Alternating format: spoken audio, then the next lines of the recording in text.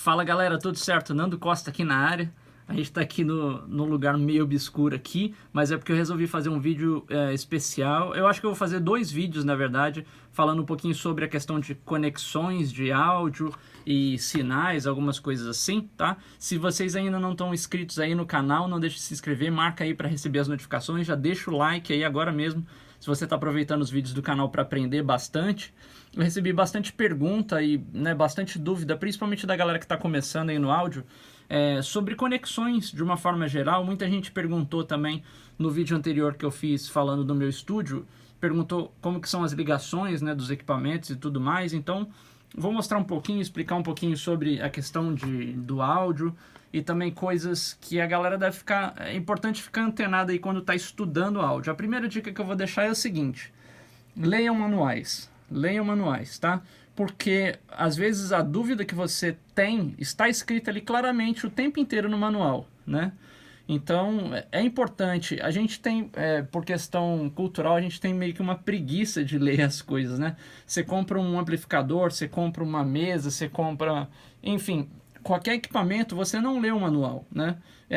Principalmente também porque muitas das coisas vêm em inglês e a gente tem aquela preguiça de... Muita gente não tem um estudo tão aprofundado em inglês e tal, e acaba a gente deixando passar um monte de coisa. Mas hoje em dia você tem ferramentas aí, tipo o Google Translator, você pode achar inclusive um manual na internet, copiar o texto, traduzir, já te ajuda bastante. Então às vezes as dúvidas que você tem do que você consegue fazer, do que você pode fazer com o seu equipamento, às vezes estão ali no manual, você não se deu conta. Eu particularmente aprendi tanta coisa com manuais, né, e continuo aprendendo sempre, porque às vezes surge uma dúvida, às vezes você quer entender melhor como é que funciona uma determinada característica ali do equipamento, tá tudo explicado, então basta a gente ter paciência e ler, né, então é não ter preguiça, ler manual mesmo, tá, inclusive é uma ótima fonte de informação, tá, mas enfim.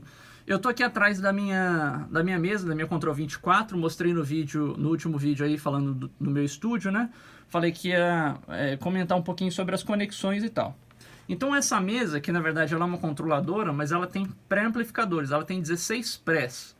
Então a gente consegue ver aqui, ó, do 1 até o 16 aqui, tá?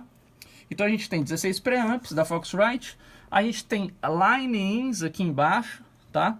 Uma coisa que muita gente às vezes fica se perguntando e tal e confunde, principalmente a galera quando está começando a estudar. Essa conexão menor que a gente está aqui, ó, que é essa conexão quarter inch, né, a conexão famosa P10 aqui, é uma conexão que nesse caso aqui é uma conexão balanceada, tá? Eu vou falar mais sobre isso no próximo vídeo, explicando algumas coisas de sinais também.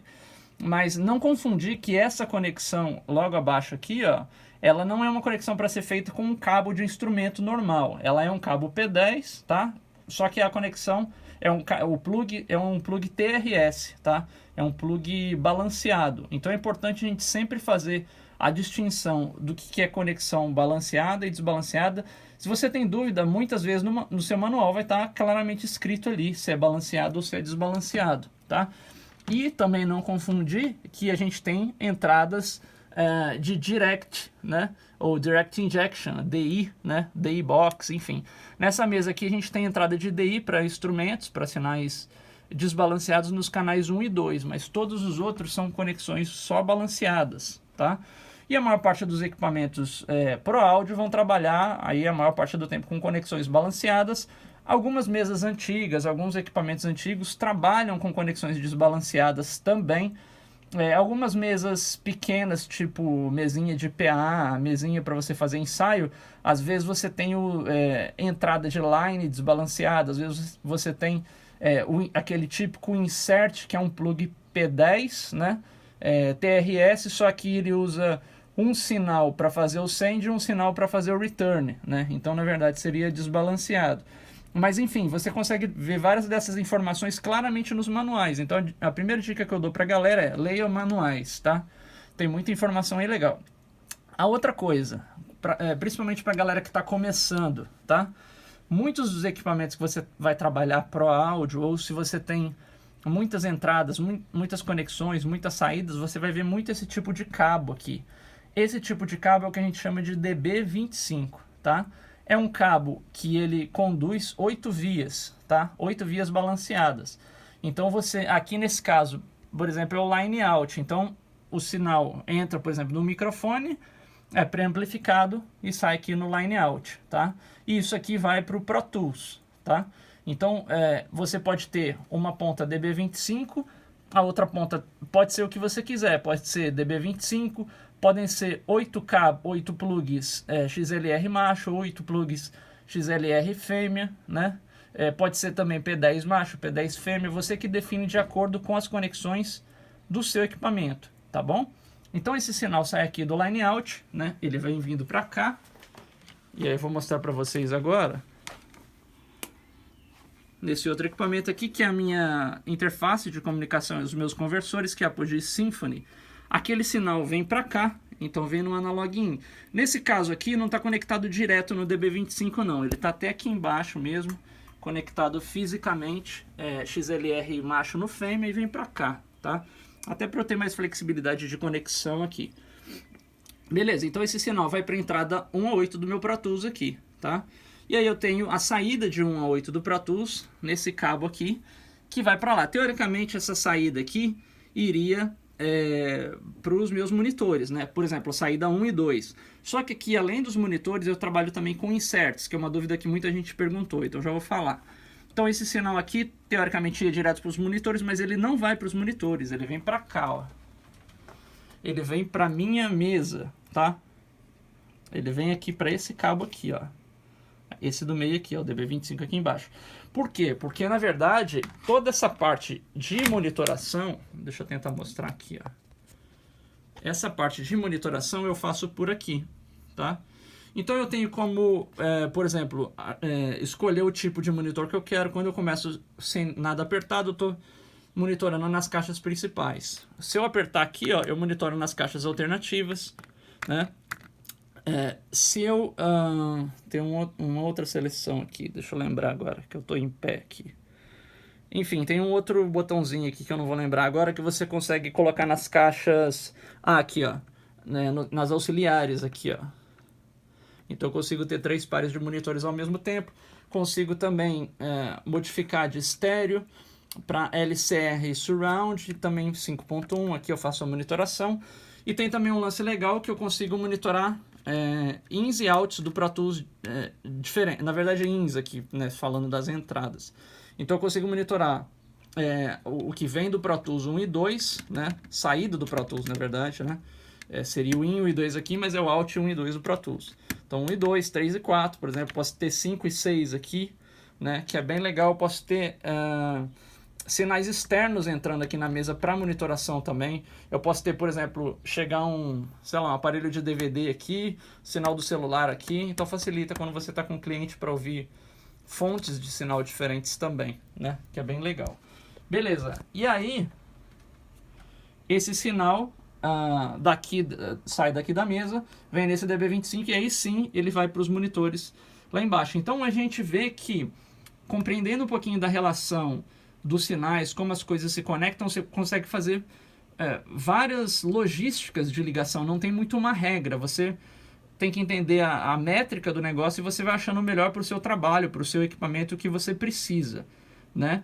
Aqui no caso dessa mesa a gente tem ainda entradas e saídas auxiliares aqui, ó. Por exemplo, esses 2 cabinhos pretos aqui, ó, TRS, estão indo para as caixas surround lá atrás. Eu estava utilizando no curso como se fosse uma caixinha de delay para a galera ouvir melhor lá atrás, né? Então eu posso utilizar uma saída auxiliar. A gente tem como, por exemplo, usar o talkback da mesa e gravar o talkback, ou pegar a saída desse sinal slate out aqui e mandar para fone de ouvido, por exemplo, para a galera ouvir o cara falando com o talkback da mesa. Então a gente tem tantos recursos que você vai olhar assim e falar, cara, nem sei o que isso faz. Primeira coisa, abre o manual, tá tudo lá explicadinho, né? Porque o fabricante, ele fez um negócio para você utilizar, não fez nada misterioso. Então isso é muito importante. Quando a gente for entender as conexões de áudio, a primeira coisa é entender o seu equipamento, o que ele faz e quais são as possibilidades que você tem, né? Uma outra dúvida que muita gente pergunta: Nando, como é que eu como é que eu trabalho com inserts, né, na minha interface? Eu recebi muito essa pergunta. É muito simples. Aqui, a forma como eu trabalho, que às vezes você visualizando pelo DB25 fica meio confuso. Mas muita gente tem interfaces simples para você trabalhar. Por exemplo, se você tem uma interfacezinha simples, você quer trabalhar com um compressor na sua mix, né? Você vai pegar algum dos outs da sua interface que está vazio, por exemplo, Alt 3. O Alt 3 vai no in do equipamento. Então aqui, ó, vou mostrar como é que eu faço. Eu tenho esse DB25 aqui, né? Ele tem dois sinais aqui, ó. Por exemplo, eu tenho o meu Alt 7 aqui, ó. Meu Alt 7. Ele tá nesse cabo e ele vem no in do meu equalizador, tá? Então, Alt 7 no in do equalizador, né? Depois o Alt 8 vem no outro in. Então, eu tenho o LR, né? Alt 7, Alt 8, in e in esquerda e in direita. Beleza. Depois, vamos supor que você tem algum outro equipamento. Aqui, no caso, eu tenho um compressor na sequência. Então, ó, Alt do equalizador, tá? No in do compressor. Então, se eu seguir esse cabinho aqui, ó, eu venho lá, ó, ali atrás, ó, in esquerda, in direita aqui no meio, né? E os alts do compressor, Alt esquerda e Alt direita, eles vão vir para cá, ó. Eles voltam, fazem o return. Vai ser o in da interface 7 e 8. Então, basicamente, quando você faz pareado, fica mais fácil de você trabalhar. No Pro Tools, por exemplo, para você inserir o seu insert como um plugin na mixagem, é importante que ele seja pareado, tá? Então, para funcionar direitinho. Então, se você tem o Alt 3 da sua placa, você liga no equipamento e volta no in 3. E o Alt 4, você volta no in 4. Quando você clica isso aqui dentro do Pro Tools, você consegue fazer a ida e a volta como se fosse um plugin. É bem importante. Tem também a questão de conexões digitais também, né? Vocês já devem ter observado que na sua interface, às vezes, você tem a conexão, esse tipo de conexão que é SPDIF, tá? Que é uma conexão que carrega dois canais, né? De áudio digital, tá? É áudio digital. E você tem também a conexão ótica, que é a DAT, tá bom? Em várias interfaces, você só tem uma entrada DAT, né? Uma entrada e uma saída, tá? Uma coisa que é importante ressaltar é que a conexão ADAT, ela grava ou transmite 44K ou 48K. Em algumas interfaces, você tem o que a gente chama de protocolo SMUX, tá? Que é esse aqui, você já deve ter visto aí esse nome. Esse protocolo aqui faz com que você, através de duas conexões digitais, óticas, você consiga fazer o trabalho, por exemplo, em 88K ou em 96K, tá? Então, em vez de você ter uma entrada aqui com 8 canais, é como se você tivesse 4 canais aqui e 4 canais aqui. Ele ocupa o espaço de 2 canais para conduzir um canal com um sample rate maior, tá? Então, esse protocolo SMUX é para isso. Então, se você tem uma interface onde você tem essa opção, basicamente você consegue transferir entrada e saída de áudio digital em até 96K, caso seja necessário, né? No caso dessa interface aqui, a gente ainda poderia dobrar esse potencial. Eu tenho 8 ins e 8 outs analógicos. Eu poderia ter um outro card aqui e colocar mais 8 ins e 8 outs, e também 8 ins e 8 outs digitais, chegando a fazer 32 canais.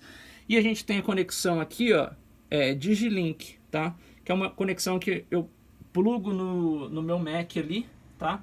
Tem um card PCI e dá para trabalhar no Pro Tools com ele. E você também consegue conectar outra interface aqui ou outras interfaces através do Through aqui, né? Então você vai encadeando, né? Assim como funciona em sistemas HD, né? Seja Pro Tools HD, da Apogee ou da Foxrite, o que quer que seja, tá bom?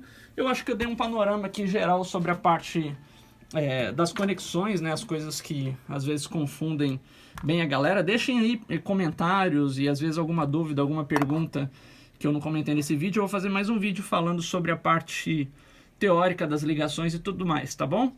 Fiquem ligados aí no canal, não deixem de se inscrever, marque aí para receber as notificações, já deixa um like aí, já já a gente tá de volta. Um grande abraço, valeu!